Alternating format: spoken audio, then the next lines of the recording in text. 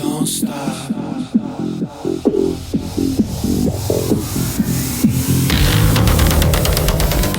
Hey, thanks so much for joining me. I'm Zach Reynolds-Friedman, your host for Everything and Anything and a Bit Gay. I just finished doing my news podcast, and if you haven't listened to it, it's called Listen Up, Girl, and you should check it out. But the news, I usually do like 10 minutes or so of news per episode, and this show, I don't get political. I try not to get political and talk about things, but on my news podcast, it's impossible if you're going to talk about news in today's world not to get political, because everything in the news for the LGBTQ plus community is usually tying back to the current White House or current U.S. government in some ways. But I do international news too, and sometimes there's really great stories, and sometimes there's stories that aren't so wonderful. But I've been trying to do a mix. I've been searching for good stories for my news podcast. And I'm not successful all the time, but I really do try. And I got an email or a DM or something from one of my listeners, or it was a comment on one of my podcasts saying, stop apologizing for doing negative stories, and just they help keep us informed. And I know that one comment just made me like, yeah, all right, I got to keep doing this. Even if it is negative, even if I don't want to think about it and I don't want to watch the news all the time and stuff, me doing the news kind of helps keep people informed. And so now I look forward to doing the news. I feel like I'm doing a service a little bit, if that makes sense. Or I feel like I'm, maybe people are avoiding the news, or people don't have time for the news, or maybe they're in their car or on the train listening to my podcast. And I'm just kind of giving them a quick 10 minutes of news, LGBTQ plus news. And again, sometimes it's good, sometimes it's bad. One of the things that's been in the news a lot lately is just all the immigrants and ICE coming into this country, or coming into these cities and taking people and trying to take them out of the country because they say they're illegal. And then some of them are not even illegal, they're citizens. And then the way the ICE, these guys, I'm like, how do you even qualify to be an ICE? I'm not going to call them an agent because I don't know what they are. An ICE person, an ICE employee. I don't think it takes a lot. I don't think you even need a high school diploma, to be honest. I think they just kind of give you authority to go, and they tell you what cities to go to. And they look like a bunch of white men, fat bullies is what they look like to me. And it's sad because this country used to be a place where most of us are all immigrants of this country, right? Because we all came from Europe or Africa to this country, and it was Native Americans that were here. So this country had to have been started somehow, and now we don't want people in this country, and they're like, oh yeah, well, they need to come in here legally and not illegally. Well, you're not giving them a chance to come in here legally. You make it too hard. These people are desperate. They're desperate for their families. They're desperate to make a life for themselves. So I get it. The woman that I had an interview with this week, her name is Dani, and she came from Brazil. And she's been living in California for over 20 years, 25 years maybe. I think she said early 2000s. And, she's a success story for a person that came from another country. And she did dance, and now she's opened up a studio. She's a content creator. She allows other podcasters to go to this studio, and she's, goes back and gives back to Brazil as well. And she's got her own podcast, and she's got a son. I think she said her son was 17. And so anyway, she's made something for herself in this country, and she just seems genuinely just like a great person. And those are the people, the success stories that I think we need more of to be put out there, just to tell people like what if we didn't let Dani in this country 25 years ago? Think about what her life would have been, and think about what the community that she's in, what they would be missing. She's given this space she's opened up the space for people to come in and be creative and to do their podcast or to do whatever they want, to do whatever creative work that they want to do. And she's, done dancing with people. I mean, she's incredible. So listen to her story. Leave a comment. Let me know what you think about her story. And I think she's incredible. And I really enjoyed talking with her. So enjoy the episode and tune in next time for more somebody else that's inspiring. Thanks. Hi, thanks for joining me on the Everything and Anything and a Bit Gay podcast. Today I have a guest. Her name, do you go by Dani or Daniela? I love to be Dani. Dani. Yeah, Dani. Dani from Brazil Yeah. and who's now living in California. And we are going to talk about a million things today with her. So thanks so much for being on the show. Thank you, Zach, for having me here on the show this morning. Beautiful Friday morning. It's a beautiful Friday morning. Yes, it's warm today. And I'm very excited to be here and share with you everything we need to know about me. Well, I'm in Boston and it is not warm. It was in the 30s last night here, so it's been very cold. So I am not in LA. So. I'm not happy at all. Yeah, I can tell. I want to introduce you to the audience and kind of just have them know a little bit about you. So you're a dancer, you've got your own podcast, you've got your own production studio. Like, tell us a little bit about who you are. Hi guys, my name is Dani Kelly, Academia Brazil. I live in LA for over 25 years now. Wow. Yeah, so from Brazil, from Rio de Janeiro, the place with the Samba, Carnival, soccer. Yeah. So I came from Brazil in 2000 with the American dream, as all immigrants come here, to try, to pursue your dreams. Yeah. My background is I'm a dancer, professional dancer in Brazil, doing ballet, everything, theater. And then when I arrived in LA, I saw that was a chance to bring the carnival atmosphere from Brazil. So I create my own company. I travel all over the world with my own company, Oya Brazil Samba Show at that time. Then I became a mother. Everything changed. So now I'm here in LA. I have a studio called Creation Studios. It is a place that is not just a studio. I say it's a place for creation. That's what I call creation for content creators, podcasters. So I rent my studio for podcasters. And also I do events. And I have my own podcast, and I love life. I love to dance. That's what I am. A Brazilian full of love and passionate. I'm very passionate. Whatever I do with my friends, and I'm passionate. Let's start with the dance part. That's kind of where you started at, right? So with dancing. And you've kind of danced everywhere from Las Vegas to Hong Kong, and you've done a lot of different things with dancing. You've worked with different celebrities and you brought people. So tell me how, like, did you grow up like taking dance classes? Was your family kind of into dancing? Like, how did you learn to dance?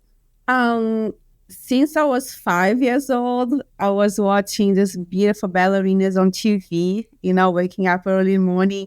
And this is beautiful Bolshoi ballets all the time in Brazil TV. And then I kind of started to like copycat, and tell my mom, I want to do this, I want to do this. My family, no one is a dancer, and as I know, and then my family is really, really conservative, and also they have not much resources. So mom have to run with this little girl trying to be a ballerina in Brazil. Yeah. And that time it wasn't that popular be a dancer, and it was not like now we have social media to make you can be a dancer. Mm-hmm. So the time was very close. In Brazil is totally different from US. So my mom had not much resource to help me, but I was, since little girl, I want to do it. I want to. So I went to Bolshoi ballet, like Russian ballet in Brazil, one of the most important ballets, like Teatro Municipal. Since I was 8 years old, we had to do auditions. And then from there, my life changed because my life was breathing ballet, sleeping ballet, 7 days a week. I was at the dance school, ballet school, and then I grew up dancing. So I do ballet, jazz, Afro, hip hop, and jazz, everything about dancing. And you were kind of bringing the Brazilian culture with you, right, to your shows? Is that accurate? Yes. So when I turned 16, my mom took me to this popular theater that they have the samba shows, the big ones. Yeah. Until by that time, I wasn't that not introduced the carnival to the samba. I was so all in the theater. So when she took me to that show and I saw all the feathers, all the glitter, all the Yeah. showgirls, I fell in love. Yeah. I was like, oh my God, I don't want to ballet anymore. I want to samba. And my mom, she was like, I can't believe it. I spent all these years with you doing ballet, you're not doing samba. I said, no, and now I want to samba. So But because I'm you're sure it helped influence the samba, just learning how to dance ballet, right? I mean, didn't it all come? ballet, we are very stiff. We are very, Yes, posture. that's true. Yeah. And then the samba, you need to move your hips. Yeah. So Yeah. it was a big challenge. And my mom said, no. I say, yeah, I'm going to go. So I dragged my mom again, second time in her life, to the samba school. And because I want to do the samba, I want to learn, I knew samba, but I want to be the best samba dancer. Because I want to be the best ballerina and I want to be the best samba dancer. So Yeah. I got it. I went over there. They told me, you want to do it? I said, yeah, I want to do it. So they opened the circle, like a big circle with the drummers and dancers, and say, okay, now if you want to be in, you have to show me. Zach, oh my God, Zach, the drums just came to my heart. It was Yeah. amazing. And now, you know what? I suggest every human being to try samba in their life. Yeah. It's a And- great thing. And you started a show, right? Oya Brazil Samba Show? Yes. And that's how it came to life after you kind of went to this? So in Brazil, I was just enjoying the samba schools, doing shows, events, representing the samba dancers. But at that time, it wasn't like this. It was totally different game. Yeah. But now it's like more show, right? You can see Yeah. all the dancers. But now that time it was really different on the 90s. So they came to America and I looked at the opportunity to have a show here that would be more Hollywood's vibe style. Yeah. That's what we created the Brazil Samba show and worked very well. Yeah, it was amazing. Yeah. And there was also no social media back then either to kind of, there was no YouTube where people could go on and kind of get that culture and stuff or see people, what the whole samba dance was about, because it was TV Nothing. and that's where you would see stuff maybe, but there was no, if you think about in the 90s, there was no on demand or being able to kind of go in and look for a TV show or something. It was none of that was available back then. No, that's why it's so amazing right now, social media, because at that time you were so, isolated, only one, it's just on a part, and people need to go find the kind of culture, kind of dance. So now in 2000, we started to have in 2003 the Orchid. Yeah. And the Orchid helped when I was traveling from US to China or to all over the place. So the only social media we had were Orchid to tell people, oh, I'm here in China, I'm here in this place. So you're posting, it starts to be connecting and also connect to another people from other places. So we could do the networking. But then comes the another one was after Orchid was another Snapchat. No, Snapchat was as another one, I forgot now. And it was more music, more dance. You could do that one. That was MySpace. MySpace, yeah. Yes. The second one that you could post dancing and music, and people are learning more about you. And then now you have the amazing everything, TikTok, Instagram, and oh yeah. Now it's overload. Now it's overload. Yeah. But that time you need to work so hard. Yeah. So I had the agent. I have the MSA was my agency over here in Los Angeles, Hollywood. I had a lot of stage shows and everywhere, and all the events and TV. I was doing a lot of TV shows and with samba. So that was good. And how is it like going to a country like China or Hong Kong or somewhere in Asia and showing them the Brazilian culture? Like, how is that? Was wonderful, Zach. It's an amazing experience because everything at that time when I first arrived in China was 2004, and then was just opening for the world. It was all just everything was going to China, the manufacturers, and then they also getting all these new talents, new shows, events, people. So China was so new. People were, everything you are doing over there was like, they just like you watching you, they want to touch your skin. They want to touch your hair because you look so different. The Yeah. Brazilians, right? Your Yeah. bodies, our hairs, our complex. So they are so nice to us, and we feel, we all the whole company feel so warm, welcome in China. We have Yeah. amazing time shows. Wherever you go in the city, we have the red carpet, and it was my time of my life in China. Everywhere Yeah. I go. And we'll be right back. Okay, and now back to the show. Tell me, like, how after you became a mother, tell me how that kind of changed all this travel and the show. Like, Oh, dram, drastic. It was totally different game now. yeah. When I became a mother, I felt that I was not about myself anymore, because when I was a dancer, it's by myself. It's me, Daniela, an entrepreneur, a professional, a dancer, and I have the whole team. I have to take care of it. So I was giving my 100% or 200% for everything I do. But when I become a mother, I saw that I have to take care of this boy. I have to be the best mother too, because I have to be the best mother. So the dancing slowed down a lot for me, and then also because I have a lot going on my pregnancy, so my life just turned upside down, and it was very hard time for me at that moment.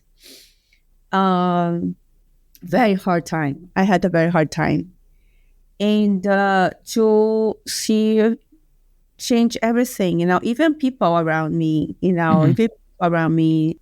A lot of people took a lot of advantage of that time when I was Mhm. pregnant. And then when I saw the real world in front of me, when I saw the real people in front of me, and then I was living a fairy tale the before, and then that Yeah. was now hit me very strong. Mhm. I have to protect my son.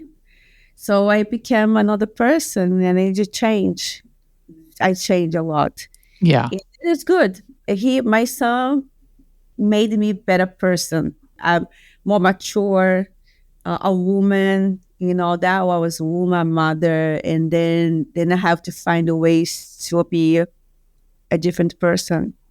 And there was a lot of change in my life. Yeah. So you are a podcaster also. So tell me a little bit about how you started this podcast and what is it about? Oh, okay. Okay. It's because I changed. I became a mother. I went back to school. I Okay. went to do political science. I got my degree, and because I want to know the system, I want to know the politics. I love Yeah. politics, but I don't talk about it. Yeah. Politics, Yeah. Yeah. I love it, but I don't talk about it. And I want to know more about now U.S., more about the history, about people. I want to go dig more, Mhm. and then was very important for me because I believe that once you are here, you need to learn more and know what is the system. Now, I'm here in America. Yeah, I'm an immigrant. Yeah, but I wanted to own in honor to be American. Mhm. So for me, it was very important to learn about everything. So when I went to school, I stopped dancing, and I was like for 6 years just studying Okay. everything, just studying. Then I did some internship on Department of Commerce. It Okay. was very nice for me because I was there, in the government. And then I got a job. So I got my job on corp. I went to corporation, and then I become very boring. I become depressed.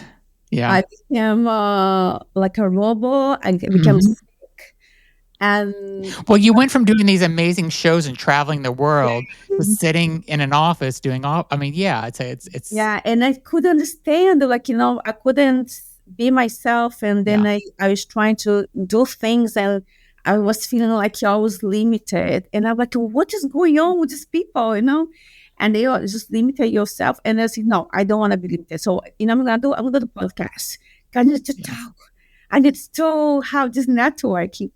So I have amazing friends. They are musicians, talent people, Yeah. artists, and then I start to call them, they're Brazilians, and say, "Oh, can I interview you? Because I need to know your story." And then I started to connect to them, and then this was from my kitchen. And in my kitchen, the podcast, and talk to them, and Yeah. then start to grow and grow and grow.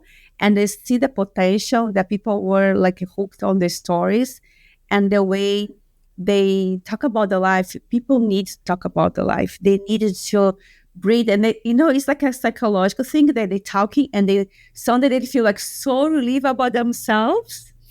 And that was so nice. And then that's why I have a podcast now. I say, you know what? Now I'm going to the next level. I'm going to get my podcast. So that's how we started. So you're talking your podcast, you focus on kind of inspiring stories of immigrants that have come to America, right? And I think that's so important more than ever. And No, again, we're not going to get political, but we no, know that this country is not so welcoming of immigrants for, where we are now, which I'll just say I don't agree with. I think the whole country is made up. That's what's made this country good is because of people that come here, Like we're all immigrants. None of us are from here originally, if you think about it. Yeah, I think. Go ahead. Sorry. No, go ahead. I would like to hear just kind of like what you're doing. Immigrants now, right now, is about like who is illegal right now. Is not. It's about the paper, or they make a standard like, oh, you don't have your paper, right? You have to go. Because even though I understand, like I'm an immigrant, and then if I was in that situation, I would be afraid right now. I would be so scared right now because I love this country, and like myself, tons of immigrants love this country, and they have the only hope is to be here because America is the best country in the whole world. I have to tell you, even though I travel the whole world, I love Brazil. I'm Brazil like in my blood. But America is the safest country to be, and if but people want to be here. When you grow up, you watch American movies growing up. We listen to American music. We dress Levi's and have Nikes, and in our countries we have just all consumptions of all other things from here. So it's impossible we don't love America. It's impossible. Yeah, I mean, but I agree that there's people that are here illegally, but I think we need a system. And again, I don't want to get political, but we need a system to let people have a chance to come here, though, and that's what I think we're not doing. We're just like, nope, you can't come here, and and we're pushing you out, or we're not going to even allow it.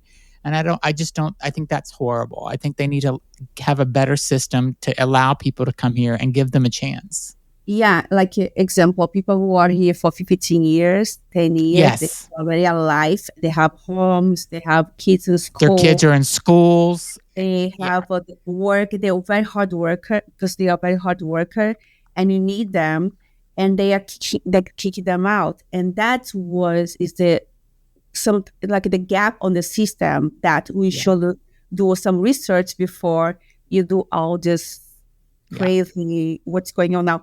But people with 50 years, 20 years, they have a life, they have business, they have a house, they pay taxes. And and how do you send somebody back to a country that they haven't been there in 15 or 20 years? Like it's crazy to me. So it is crazy. Let's talk about your studio and kind of like what inspired you to build this studio. And it sounds like you got some podcasters and other things going there. So tell me like how that happened. First, because of the lives, I say, okay, now it's time to go make just like monetize the lives to the business. So I got this place, opportunity to have a friend of mine offer me a place to do a podcast. And I told him, okay, maybe I will check this podcast, but maybe I will do like more than a podcast. So I have a studio for the podcast so they can rent. I have the full production, like a videographer, editing, everything. Oh, wow. Also I rent, and I also have a photography studio on the side. And I call content creator because you can change the studio as like it can be a store, or can be for events, or you can have a group of entrepreneurs doing some seminars over here. And I also promote, I do social media management. So everything from A to Z to brand and rebrand. So on the studio, I do everything through that comes from the podcast. And then the podcast is a platform, I used to say, to communicate networking. Like, we Yeah. need to know in order to make business or to do more things, to learn more about who you are. And I think it's amazing to, and the podcast, I love podcasts. So I listen, I watch Yeah. podcasts, and then I study. And this, I think, is a new future for anything to be a podcaster. So do you like a podcast because you can tell somebody's story? Yes, Yeah. yes, Yeah. yes. It's like now people we can read books, right? We can read books, but we also love to hear. Yeah. And to hear, it is fascinating because sometimes you can imagine what they are doing, how they are looking. So podcasts allow you to sometimes watch, listen like a TV, but is you plays your imagination too, because some people, they have amazing stories, and then you never know. You never Yeah. know. Yeah, I like doing a podcast just because you get to meet such different and interesting people. You get to hear about their life and their perspective on things. And, I mean, I never would have met you unless I Yeah, was doing a podcast, so I get to like hear about you and how you grew up doing dancing at 5 years old, doing ballet, and then wanted to do. I mean, I got to hear your story, and that's amazing. And we have people that are listening that could be inspired by this and stuff. exactly. So Oh, they that's can ask you, oh, how do you do this? How are you doing that? They can yeah, contact us, they contact you, contact me, and to see how they can have help. Because many times back then, when I had my son, I need help. yeah, And then I need help, and I couldn't find the help, the proper yeah, help, the yeah, right. So through the podcast, what I do through the like immigrant experience over here in the US, how they achieve their business, how they went to school, or how they came from Brazil over here, or how they overcome some challenge of their life, and that all the experience can help someone that's listen and they are hopeless, or they can contact the person.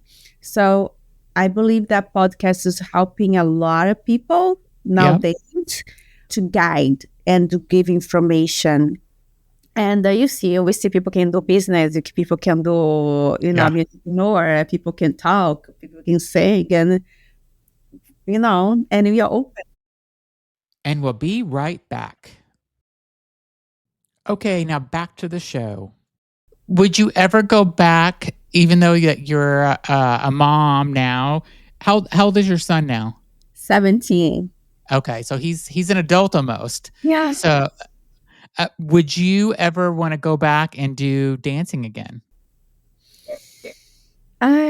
That question, everybody, all my friends say, oh, he remember you're a dancer. He remember you should Yeah. do. Yeah. At this point of my life, I'm dancing for myself, Okay. my soul, for my Yeah. connections with God. Yeah. Because God gives you gifts in life, during life. He gives gifts only when you're born. Yeah. And then He presents you gifts. You have to know when your gifts coming to catch Yeah. the gift and to transform. So that was my gift when I born. And I'm very, very thankful, grateful for God for that gift, because it was amazing, changed my life. Dance Yeah. changed my life. So, but now I say to God, thank you so much, but I want to dance for myself, because Yeah. I want to, because of the dancing and the way I market to my company, and the Samba becomes so big and popular that I have a lot of more competition around Yeah. me. Yeah. And then I wasn't feeling good about myself, because I wasn't competing. I was just enjoying myself to give my gift to to dancing, to make people happy. And then at a certain point, I say, I don't want to do this anymore, because it was hurting me inside of me. Yeah. So I just step back. So now I dance to join and to have fun and just connect it, to make it feel good and connect myself, but not like to make it as a business anymore. What advice would you give somebody? Because there's so many people that do podcasts, and I think it's almost becoming a little too much for some people. Yes. But what advice would you give to somebody to be successful doing a podcast? Be real. Yeah. You have to be real. Yeah. And it's a lot of work. I don't think people realize how much work it takes to do a podcast. No, real. Like be you, you see you as a real person making questions, not trying to make something. Some people is too much. I watch some like, this is not true. And no, be real. I think that people want to watch real people. Yeah. And when you're trying to do something else, looks too much and doesn't work. Yeah. Be real. Be yourself, and try to, just open to the world, and there's gonna be coming to you. Yeah. The name of your podcast is Be Live with Dani Ke'lly. Yes. Yeah. Be Live with Dani Kelly. Like, it was like this. I wasn't thinking like, what am I gonna do? And like, I cannot be live because I need to be alive. I need to talk. So just be me. So Be Live with Dani Kelly, and and then it's coming, it's growing. And I went to One Direction for immigrant. This was before this craziness. This was like a year and a half ago. Nothing happening, and it was talk about immigration. Yeah. Then now it's happening. I'm like, oh my God, this was the perfect time. Yeah. Talk about this, and then now I'm taking celebrities and now artists, and I'm just coming, and I'm like, thank you. I'm open and grateful for all this going on in my life. And I'm surprised because I was going to one direction and now I'm going to another one, and I'm accepting, but I'm really happy. And just be real. Be real and you're happy. Yeah. Who do you have coming up on your podcast that you're excited about people to hear? Oh, I have some guests coming up, and then I'm really right now holding some big names because I'm enjoying some film festival, and we make plans to do some kind of projects with podcasts and interview. I cannot bring right now, but I have some few weeks now because I do podcasts also with Brazil. So I do a lot of artists in Brazil. So I do Brazil, LA, and also LA in Hollywood. So I do both segments. But I have some big people coming in the next few weeks, and I just cannot say right now, but it's going to be fun. And the big names also in Brazil too. Yes. Well, that's awesome. Well, I will put a link to your podcast in the description of this video, or the description of the podcast if you're listening to it. And you're amazing, and I'm so glad I got to talk with you. And I love it that you're telling these stories. And I loved hearing about your whole history of how you kind of started off as a ballet dancer, and now look where you are. So it's pretty amazing. Yes, it's a lot of work, but it's worth it. But that's what they say. You have to start. You have to go for it, and be consistent. You need to be consistent, and that's it. There is no other formula. You know, start, go for it, and consistent. That's it. Yeah. Well, it was a pleasure having you on the show. Thank you so much, Dani. And I will listen to your podcast this weekend. So thank you so much. Thank you, Zach. And thank you for having us. Good morning for all. Thank you. Thank you. Bye. Bye-bye.